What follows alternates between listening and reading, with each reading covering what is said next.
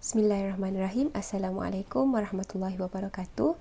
Saya Nona Suha binti Norzi, bernombor metrik A168016.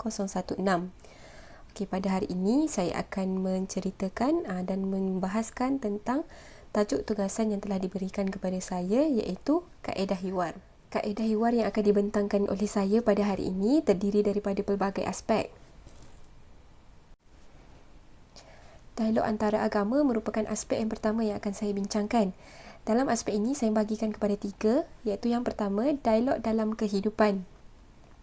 Dialog dalam kehidupan berlaku ketika sesebuah anggota masyarakat yang terpaksa dan berusaha untuk menjalani kehidupan bersama mereka yang di luar batasan kelompok sendiri tanpa mengira agama.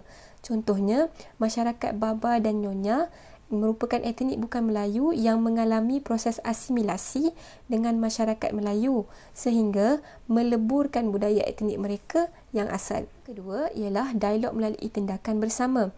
Okey, dialog ini direalisasikan apabila setiap penganut agama yang berbeza bersepakat merancang dan melaksanakan tindakan yang menguntungkan semua pihak. Contohnya, Malaysia merupakan sebuah negara yang memiliki rakyat yang berbilang kaum dan agama semestinya memerlukan kerjasama pelbagai pihak dalam membantu menyelesaikan permasalahan masyarakat. Kebiasaannya, kaedah dialog ini dilakukan oleh NGO Islam dan bukan Islam yang bersatu dalam memperjuangkan isu-isu berkaitan kemanusiaan. Contohnya, isu alam sekitar, kepenggunaan, kemiskinan, pendidikan, dadah, AIDS, kebebasan, demokrasi dan globalisasi. Persetujuan semua pihak memainkan peranan penting dalam pelbagai nilai dan formula bagi menyelesaikan permasalahan masyarakat. 3 iaitu dialog melalui wacana intelektual. Dialog melalui wacana intelektual ini dirancang dan berlaku dalam bentuk membabitkan dua agama ataupun bilateral, misalnya dialog Islam Kristian. Yang kedua melibatkan agama Abrahamik, iaitu trilateral, misalnya Islam, Kristian, Yahudi, dan membabitkan agama Abrahamik dan budaya, iaitu dipanggil multilateral. Dialog melalui wacana intelektual yang melibatkan pelbagai agama ini masih terhad dalam konteks Malaysia semasa. Dialog ini dijalankan hanya khusus di institusi pengajian tinggi dan institusi kefahaman Islam Malaysia, IKIM, serta skopnya tidak luas kepada kehidupan masyarakat. Aspek yang seterusnya adalah kaedah hiwar menurut Abdul Rahman An-Nahlawi. Yang pertama, iaitu hiwar melalui kisah Qurani dan Nabawi. Kaedah kisah Qurani dan Nabawi adalah penyajian bahan pembelajaran yang menampilkan cerita-cerita yang terdapat dalam Al-Quran dan hadis Nabi SAW. Keistimewaan kaedah Qurani dan Nabawi dalam memberi kesan kepada psikologi dan menjadi medium pembelajaran yang sempurna serta seiring dengan peredaran zaman. Kaedah hiwar ini dapat menarik minat dan menyentuh hati manusia dalam mendidik perasaan ketuhanan. Seterusnya ialah hiwar khitabi, merupakan dialog yang diambil dari dialog antara Allah Subhanahu Wa Taala dan hamba-Nya. Sebagaimana yang tertulis dalam Al-Quran, Allah Subhanahu Wa Taala menggunakan nida'ut ta'rif bil iman. Hiwar ini ditujukan kepada orang-orang yang beriman dengan menyebut keimanannya supaya menyentuh jiwa dan kesedarannya.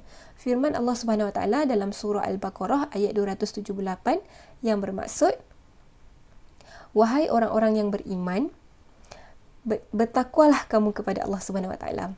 Seterusnya ialah hiwar washfi. Hiwar washfi merupakan hiwar yang berlangsung antara Allah Subhanahu Wa Taala dengan para malaikat dan makhluk gaib yang lain. Berbeza dengan hiwar khitabi, dalam hiwar washfi ini digambarkan secara jelas situasi orang yang sedang berdialog. Melalui hiwar ini tercipta satu situasi yang dihayati bersama secara nyata dan mereka yang berdialog. Misalnya, Allah Subhanahu Wa Taala berdialog dengan malaikat tentang orang-orang zalim. Firman Allah Subhanahu Wa Taala dalam surah Al-Saffat ayat 27 hingga 28. Seterusnya ialah hiwar kisyasi. Hiwar kisyasi ini terdapat dalam Al-Quran yang baik bentuk maupun rangkaian ceritanya sangat jelas. Ianya merupakan bahagian dari uslub kisah dalam Al-Quran. Sebagai contoh, kisah Syuaib dan kaumnya dalam firman Allah Subhanahu Wa Taala dalam surah Hud ayat 84 dan 85. Seterusnya iaitu hiwar jadali. Hiwar jadali ini bertujuan untuk mengukuhkan hujah ataupun ulasan dalam rangka menegakkan kebenaran ataupun menolak kebatilan.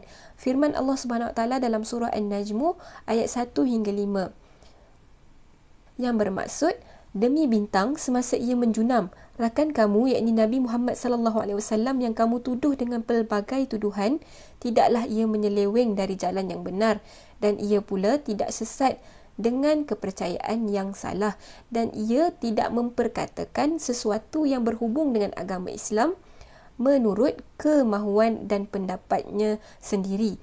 Segala diperkatakannya itu sama ada dalam Al-Quran ataupun hadis Nabi. Hadis Nabi tidak lain hanyalah wahyu yang diwahyukan kepadanya.